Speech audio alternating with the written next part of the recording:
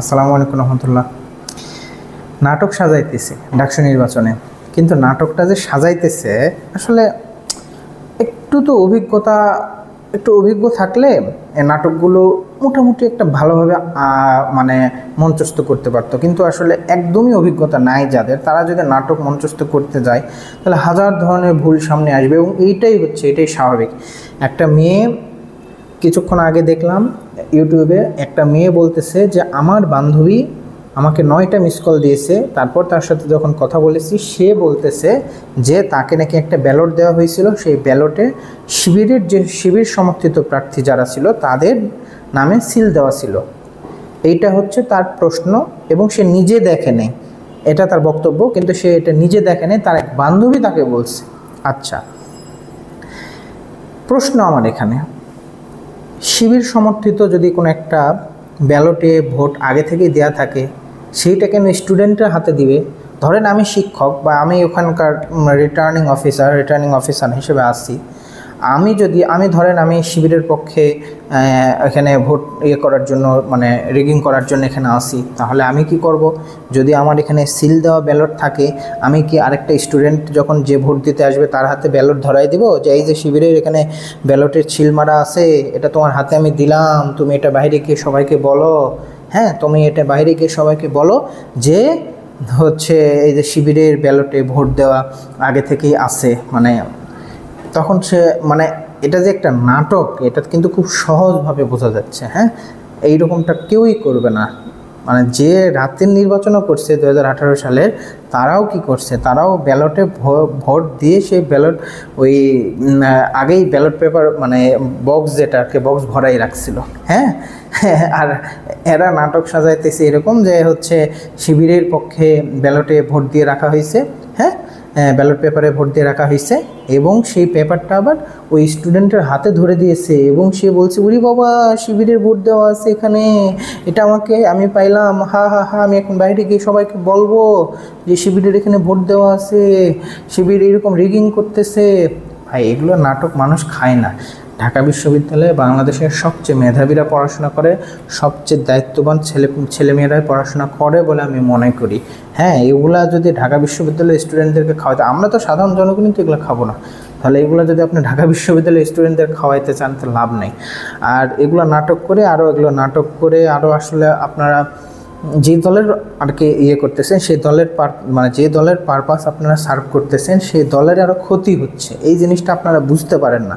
যেমন ওই যে যখন আওয়ামী লীগ ছিল, আওয়ামী লীগের প্রধানমন্ত্রী বলেন, তারপরে বলেন যারা ছিল, তাদের চারিদিকে যত ছিল সবগুলো তেলের, মানে এক একটা 20 লিটার 30 লিটার 1 মনের হচ্ছে তেলের ড্রাম নিয়ে বসে থাকতো, আর তাদেরকে শুধু তেল ঢালতো, তেল মলতো।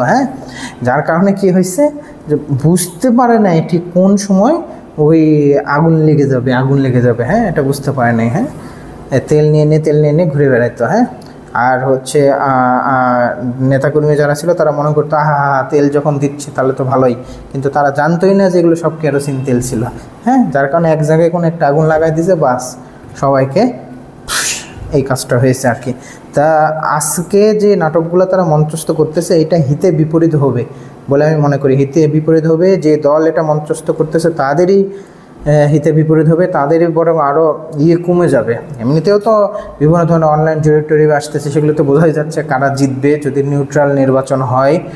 অ্যাটলিস্ট 50 to 60%, 70% নিউট্রাল নির্বাচন হলেও নিঃসন্দেহে শিবিরের প্যানেল জিতে যাবে বলে আমি মনে করি। কারণ তারা যে পরিমাণ বিচক্ষণতা, মানে শিবির একটা ইসলামিক দল, তারা তারাই জিততে হবে এইরকম জন্য আমি বলতেছি না, কিন্তু আমার বিবেচনায় মনে হচ্ছে যে তারা যে পরিমাণ চিন্তাভাবনা করে, যে পরিমাণ মাইন্ড গেম খেলে তারা এই মাঠে নামছে, তারা ওই যে কী নাম, জুমা নাকি ওই মেয়েকে নিয়েছে, যে নিজেও শিবিরের একসময় বিরুদ্ধে কথা বলতো, এইরকম একটা শিবিরের প্যানেলে থাকা অবস্থায়ও শিবিরের বিরোধিতা করতেছে, এরকম একটা মেয়েকে রাখছে। তারপরে হচ্ছে ওর নামকে কি একটা চাকমা একটা ছেলেকে নিয়েছে, তাকে রাখছে, সে নিজেও কিন্তু শিবিরের বিরোধিতা করে, এরকম একটা ছেলেকেও সে রাখছে। এইভাবে শিবির খুব সুন্দরভাবে একটা প্যানেল সাজাচ্ছে, এবং খুব চিন্তাভাবনা করে প্যানেল সাজাচ্ছে, এবং আমি মনে করি শিবিরের প্যানেলটা একদম একটা ব্যালেন্স, মানে শুধু ব্যালেন্স না, ওভার ব্যালেন্সড একটা প্যানেল ছিল আর কি। এবং সেই জায়গা থেকে তাদের বিরুদ্ধে যে অভিযোগগুলো ছড়ানো হচ্ছে, হ্যাঁ, আমি মনে করি এটা পুরোটাই নাটক, এবং এই নাটক মঞ্চস্থ করতে গিয়ে তারা অনেক ভুলভ্রান্তি করে ফেলতেছে এবং সাধারণ মানুষজন এগুলো বুঝে যাচ্ছে। হ্যাঁ, সাধারণ মানুষজন এখন, কারণ অনেক আগে প্রচুর নাটক দেখছে, তো সাধারণ মানুষজন কিন্তু এই নাটক দেখে দেখে দেখে দেখে বুঝে গেছে যে আগে যেমন জঙ্গি নাটক হইতো, আগে যেরকম হচ্ছে ওই যে নাটক হইতো, বিভিন্ন ধরনের নাটক দেখাইতো যে 3-4 দিন পর পরে অমুক জায়গা থেকে জঙ্গি ধরা পড়তেছে, তমুক জায়গায় ক্রস ফায়ার দেওয়া লাগতেছে। হ্যাঁ, তারা কোনোদিন কোনো মাদক সেবীকে, মাদকাসক্তকে, মাদকের বিজনেস করে যারা, তাদেরকে অস্ত্রের বিজনেস করে যারা, তাদেরকে কোনোদিন ধরে ক্রস ফায়ার দিতে পারে না, কিন্তু ক্রস ফায়ার দিত কাদেরকে? এই বিরোধী দলের রাজনীতিবিদদেরকে দিয়ে ধরে ধরে ধরে ধরে তারা ক্রস ফায়ার দিত। এখন যে ঘটনাটা ঘটতেছে সেটা হচ্ছে এই যে শিবিরের বিরুদ্ধে তারা যে এক ধরনের প্রোপাগান্ডা, শিবির প্যানেলের বিরুদ্ধে যে একটা প্রোপাগান্ডা চালাচ্ছে, এইটা কিন্তু তাদের জন্য হিতের বিপরীত হচ্ছে এবং এই জিনিসটা তারা এখনও ধরতে পারতেছে না। হয়তো ভবিষ্যতে বুঝবে, কখন বুঝবে জানি না, কিন্তু যতক্ষণে বুঝবে ততক্ষণে হয়তো অনেক দেরি হয়ে যাবে। আরেকটা ট্যাগিং, এই ট্যাগিংয়ের ব্যাপারটা আমি বলি। যুদ্ধ অপরাধী, রাজাকার, আল শামস, আল বদর, এই ট্যাগিংগুলো খুব মারাত্মক ট্যাগিং। হ্যাঁ, 50 বছর, স্বাধীনতার 50 বছর বা 53 বছর পরে এসে এই ট্যাগিংগুলো যদি শিবিরের কোনো রাজনীতিবিদদেরকে দেন, জামাতের রাজনীতিবিদদেরকে দেন, যাদের অনেকেই হয়তো যুদ্ধের সময় জন্ম হয়নি, হ্যাঁ, এদেরকে যদি আপনি দেন তাহলে এটা হিতে বিপরীত হবে। এটা হিতের বিপরীত হবে এবং এই ন্যারেটিভটা কিন্তু ভারতের ন্যারেটিভ। এখানে আমি মনে করি আমার স্ট্যান্ড খুব স্পষ্ট, বাংলাদেশে কোনো অবস্থায় ভারতের কোনো ন্যারেটিভকে আমরা দাঁড়াতে দিব না, এবং অন্য কেউ করুক বা না করুক এটা আমি করব। বাংলাদেশে কোনো অবস্থায় ভারতের কোনো ন্যারেটিভ আমরা দাঁড়াতে দিব না। এই বাম দাম স্কাই মোল্লা বসু যে আসছে না, আমি সরাসরি নাম বললাম না, একটু ঘুরাই পিছাই বললাম, স্কাই মোল্লা বসু, হ্যাঁ, 2016-17 না 15-16 সেশনের স্টুডেন্ট, সে নাকি এখনও পাশ করেনি, সে এখন হচ্ছে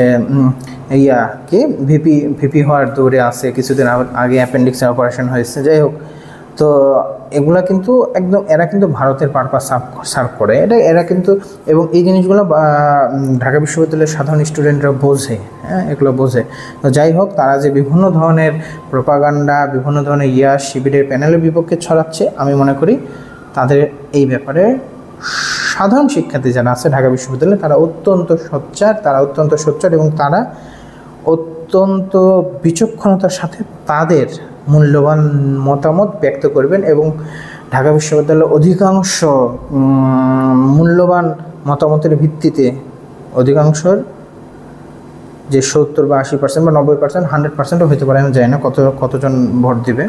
যাই হোক, তাদের মূল্যবান মতামতের ভিত্তিতে, স্বচ্ছতার ভিত্তিতে একটা নির্বাচন হোক এবং সেই নির্বাচনে যে জয়যুক্ত হবে তার মাধ্যমে ঢাকা বিশ্ববিদ্যালয়ের সামগ্রিকভাবে সারা বাংলাদেশের, সামগ্রিকভাবে সারা পৃথিবীর উপকার যেন হয়, এটাই হচ্ছে আমার ইচ্ছা, আমার আগ্রহ।